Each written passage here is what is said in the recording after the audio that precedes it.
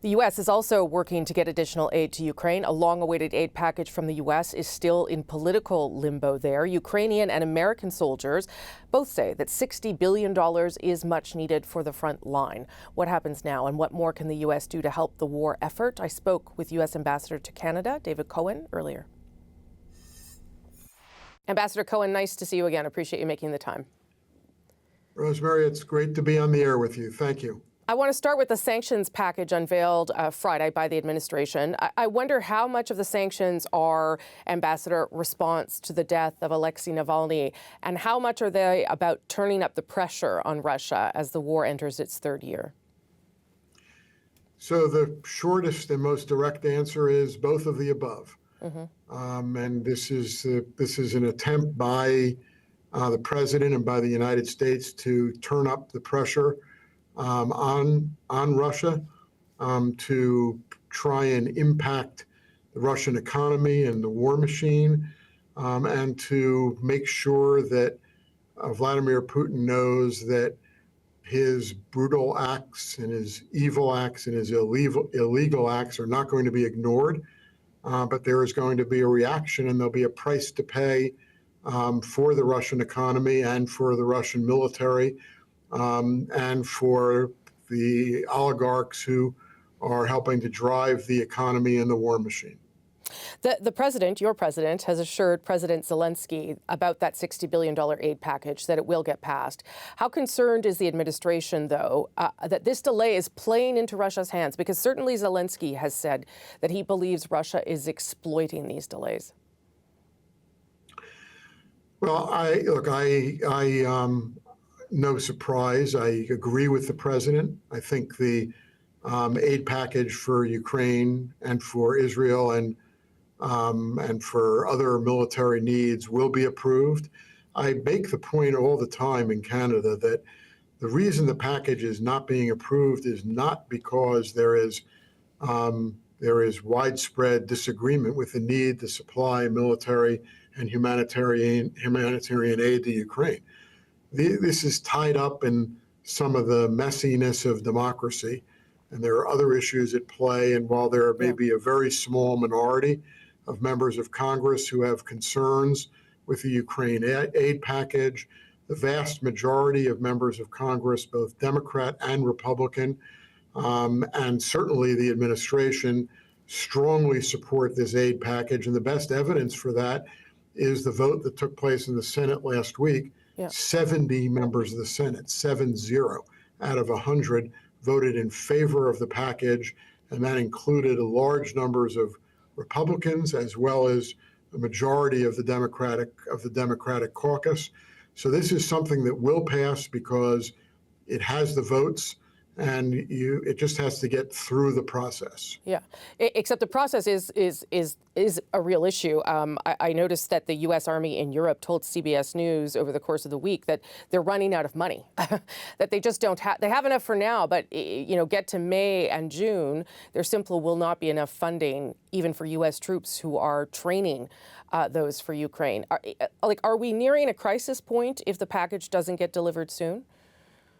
Well, you've talked to me enough to know how much I dislike hypothetical questions. So whenever you have a question that ends with if, and then a clause after that, I'm going to push back a little.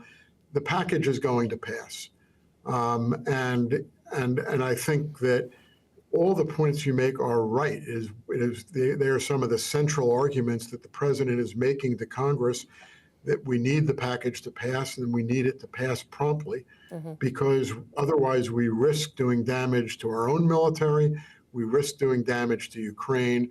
And I'll take this as an opportunity to remind everyone something I've been saying for 2 years, which is that Ukraine is fighting this war.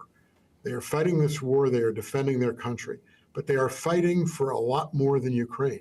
They're fighting to defend democracy. They're fighting for all of us, for every democratic country in the world, including the United States. It's why we've been able to assemble a coalition of more than 50 countries to support Ukraine. And it's time to step up and to make sure that Ukraine has the equipment and the ammunition and the support that it needs to fight, to wage this fight, not only for itself, but also for democracy worldwide.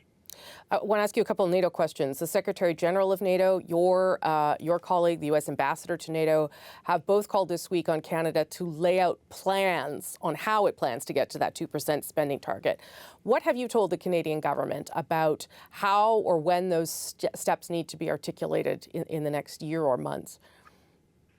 So my position on Canada's defense spending has been pretty clear. I think you have to look at more than any one single metric. And the percentage of Canada's GDP that it spends on defense is just one metric. Yep. We continue to support and appreciate the many additional commitments to defense and defense spending and defense preparedness that Canada has made, its Indo-Pacific strategy, its consistent willingness to step up to provide more military assistance to Ukraine, its new Arctic strategy, its commitment to NORAD modernization, its purchases of the F-35s, of the P-8s, of the MQ-9s. All of these are very significant commitments to defense.